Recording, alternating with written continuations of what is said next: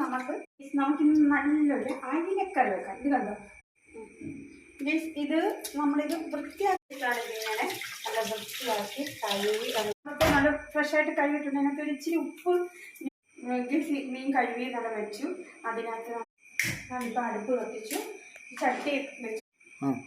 Guys നമുക്ക് ഇതിൽ ഇച്ചിരി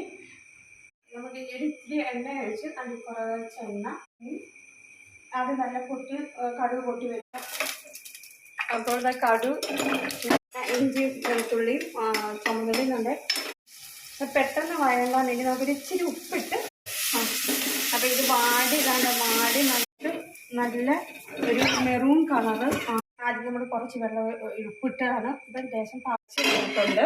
അതിനകത്ത് നമുക്ക് കഴുകി വെച്ചിരുന്ന നല്ല മീൻകറി റെഡിയായോ അയിലക്കറി റെഡിയായോ നമുക്ക് നോക്കാം. അതിങ്ങനെ വെന്ത് നല്ല സൂപ്പറായിട്ടുണ്ട്.